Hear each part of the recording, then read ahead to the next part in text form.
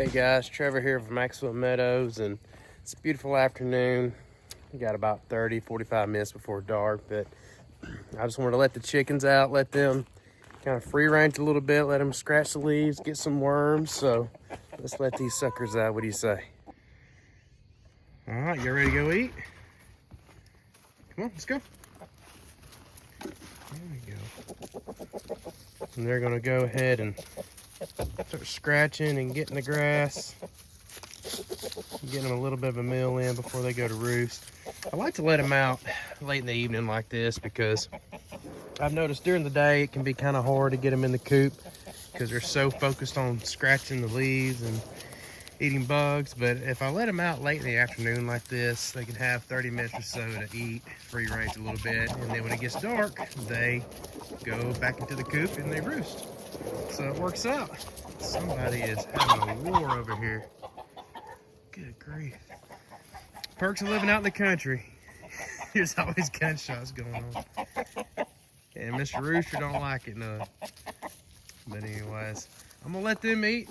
We're gonna walk out in the pasture here. I'm gonna kind of go over kind of my idea for the farm here in the future and for our family, and y'all stay tuned.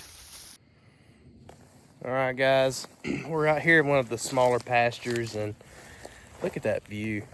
The sun's starting to go down, everything's starting to turn golden. This is one of my favorite times of day, but I wanted to show you this little pen that we have right here.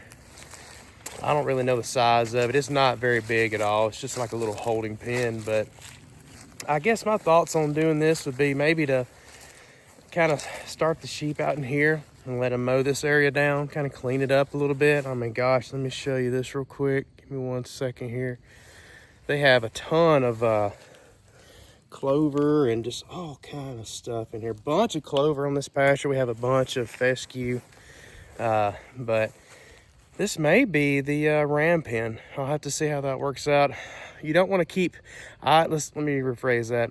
I don't want to keep rams in with the ewes, the females, year round. I know some people do. I want the rams to be in with the females in the fall, you know, around October. That way we're dropping lambs as soon as the grass starts to green up in the springtime. That way the mothers, it's not too stressful on the mothers when they're lactating. They're trying to get milk and nutrients for their babies. And then as soon as the babies hit the ground, they can start eating some better grass. And the neighbors across the way there, they're still having their fun target practice, but never mind that. But gosh, I'm excited about this. This little pasture right here, it's a little bit less than 2 acres. But if you can see here, it's just clover everywhere. This is how it was when we moved here. It's got a lot of fescue, clumps of fescue in here. I don't know if you can see that, but there's a lot of fescue. Here, I'll show you a huge stand of fescue right here.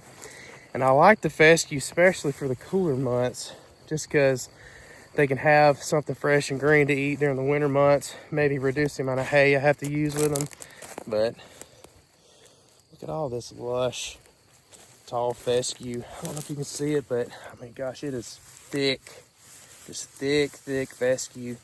Sam loves to lay in, especially when it's hot, because it cools them off, but I'm excited about it. And real quick, guys, stay tuned. I'll walk over to the other side of the pasture and let you look at it as well. Give me 1 sec. Sammy loves that grass. He loves to lay in it. But I love this time of day just to be out here with him. That's our one-on-one time. I get to spend time with him because I work 12-hour swing shifts. So I have off days. I just like to spend time with him, bond with him. But look at all of this clover. Like I said, you know, in the future, I'll probably overseed it. I would like to have at least one pasture that's kind of dedicated towards cooler season grasses that I can rotate my sheep on during the winter months, rotationally graze them, and let them try to have fresh grass during the winter time. And then I would like to have another pasture where, you know, I kind of have chicory, because it's really good for parasite resistance. With the sheep, it just helps with the parasites, the tannins, and the chicory does. And more drought tolerant grasses in the summertime, because here in North Alabama, it is kind of known for being kind of a drought. every summer around that late July, August, September time frame. Some years it's not that bad, and then some years it can get really bad. 2 or 3 years ago, it was really bad. I mean, we didn't have rain, I don't think, for 3 months. All the cattle farmers around here and our neighbor over here, they had their cows on hay by August. So that was an expensive bill to have hay that early. So the reason why I want to do rotational grazing is because of how it can help regenerate your soil, help the microbiology of your soil. These sheep, when you put them in smaller spaces and let them stomp it down, and they pee and they poop on it and they put down God's natural fertilizer, and then you rotate them off of it, it gives that part of the pasture time to breathe and to regenerate, and it also puts more organic matter back into the soil with that fertilizer. And I don't know if you know who Joel Salton is. You can look him up on YouTube, but he talks about the more organic matter you have on your pastures, the more moisture it's going to be able to hold. And so when there's drought conditions, it can kind of help you in your pasture stay greener longer if you're doing a rotational grazing system and you're doing it the right way. And you'll have lush green pastures when everybody else's pastures are drying up from overgrazing and just not having proper land management on their pasture. So one sec, guys, give me a minute and I'll go down here and I'll show you kind of the corner of the pasture and show you this fescue stand that we have. All right, guys, this is the corner of the pasture, and as you can see, it is just full of fescue. I'm ready to get some St Croix sheep out here. It's going to be a learning experience. Like I said, I'm learning how to film, and I want to share this experience with you guys on YouTube and kind of let you go through the journey with us. And I want to learn from other people on YouTube and get their feedback. And I just want to show people what the average life is like for somebody, you know, just trying to get by in life and trying to get away from the system a little bit, if you know what I mean. And to be honest with you, I just enjoy being out here. It's so quiet, you know, when it's been a stressful day at work or there's a lot going on in life, I can come out here in the afternoons with my dog Sam and pray, meditate a little bit, have some quiet time, just enjoy watching my sheep eat grass. Maybe I'm just getting old. Maybe that's what old people do. I used to knock it when I was younger, but as I get older, I'm a dad and a husband, I get it now. Guys, I get it. So you old men out there, I just want you to know I get it. And I'm starting to be that way. But just listen to how quiet and peaceful it is. Hear them crickets? That's a stress relief right there. But anyways, guys, I just wanted to do a quick video just to show you what I have out here in the pasture. Lots of clover. I'll continue to overseed it. Let it go to seed and just try to build these pastures. My main priority here at Maxwell Meadows is I want to bring the healthiest livestock, the hardiest livestock with the less amount of input. I don't want animals that are babied. Doesn't mean I'm going to neglect them, but I want animals that do not require chemical dewormer.